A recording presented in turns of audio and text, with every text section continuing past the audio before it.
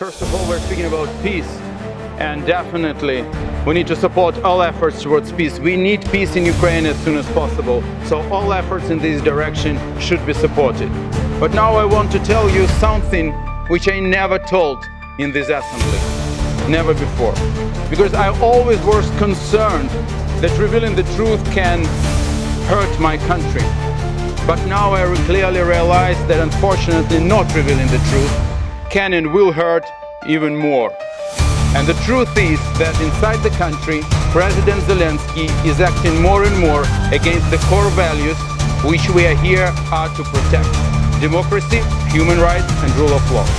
Human rights: brutal and violent mobilization and corrupt mobilization, when rich and loyal can pay off from their duties and others can be beaten and even killed by mobilizing teams called Tetsuka. Rule of law: when President Zelensky, by his own decision, without any court decision, imposes sanctions against his political opponents, against businessmen, and after this their property can be raided and they can be blackmailed. Corruption: fortunately we have independent anti-corruptional bodies in Ukraine.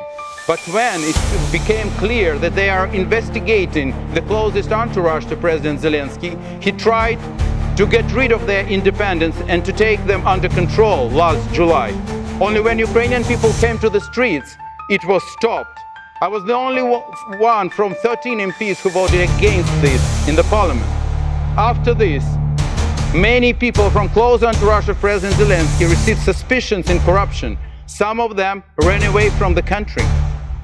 In December last year, month ago, Ukrainian parliament created the Special Investigation Commission on corruption during the martial law time, and I was elected its chair. And you know what support I received? I received a criminal case in state treason which has been started against me. Can you imagine this? I'm the only acting MP and only acting member of PACE who is not just in some Russian ban list but sentenced by Moscow court. But today to speak about corruption, to fight against this, is a treason in Ukraine. All of this is not right, and it's something which should be stopped. All of this proves one thing: power corrupts, absolute power corrupts absolutely. Nobody should have absolute power.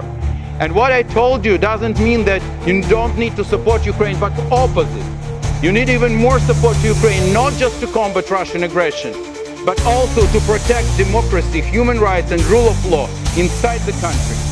Because small democracy can win and survive against big autocracy. Small autocracy has no chances against big one. So please help Ukraine to remain a democratic country. Thank you very much.